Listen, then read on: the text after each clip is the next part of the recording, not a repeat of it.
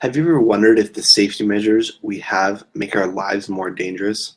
When you feel safe, are you willing to take more risks?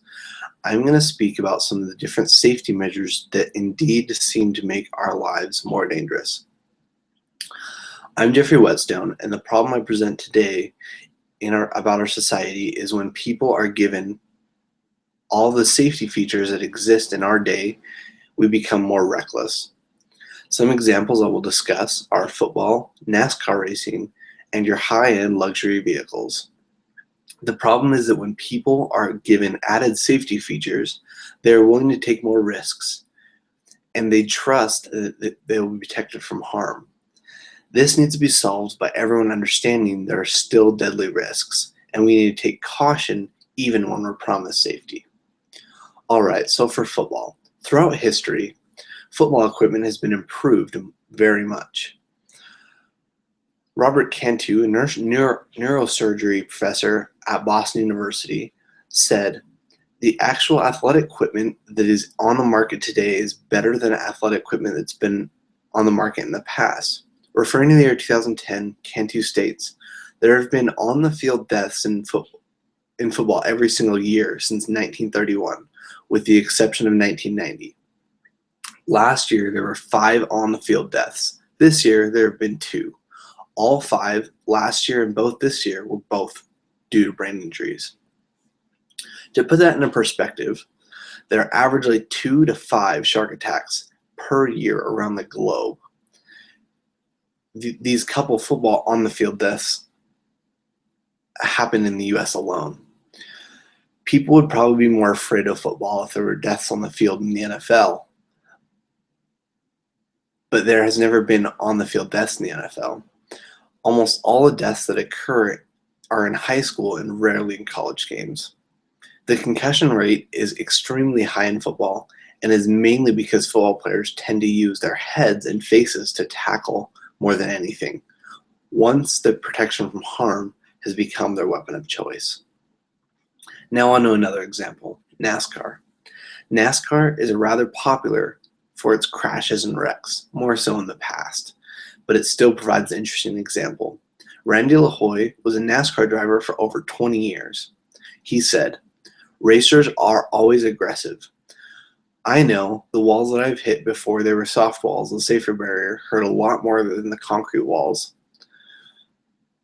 And one of the things that the drivers of this era hasn't ever really felt is a concrete wall." He mentioned that he'd been in his fair share of crashes. You look at a 50-year-old NASCAR driver that's retired, other than Mark Martin. You know they have trouble tying their own shoes because they're beat up pretty hard.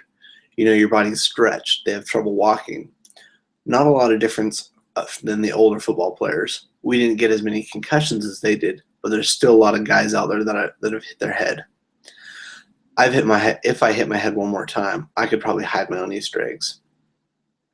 Over time, the average top speed hit an all-time high, dropped probably because of the number of accidents, and is now starting to rise again.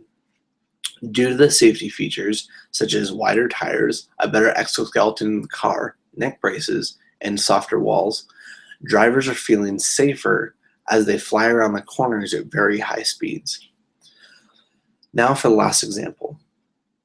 I'm going to use the experience from a well-known man, the talk show host Glenn Beck. He said, "I was standing in the Mercedes dealership, and it was because I was looking at Audi as well. And the guy said to me, he said, 'This has some amazing safety features. It knows when the car's going to roll. If your window is rolled down, it immediately rolls the window up. It has the side airbags. Your seat, depending on what the car senses it's going to do, it puts your seat in the right position. You know, it makes me want to flip the car. I'm going to put my seat in the most awkward position, and I'm going to flip it. Like this, like the safest car on the road, he used the term death-proof. But honestly, I didn't even think about it until I was driving it. And I thought I really was taking the corner a little too fast. And I'm like, I can handle it. What's the worst that can happen?" From his perspective, he was assured that it was the safest car around. It could prevent him from dying, even if he was to flip his car. But in fact, there's no telling what can happen in an accident. and there's no way to say that it's death proof. Just being told those things, wonder how much further we can go.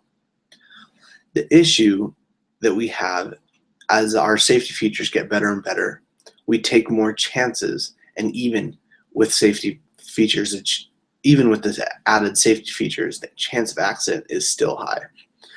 We need to take proactive action to prevent unneeded dangers, but avoid the thought process that we're invincible. Accidents always happen, but there is usually something that can be done to save lives as we go about doing our thrill-seeking pastimes and sometimes our jobs. Take action and be informed about the safety features we use. Use them, don't abuse them, and maybe someday it'll save your life. Hope you enjoyed. Thanks for listening.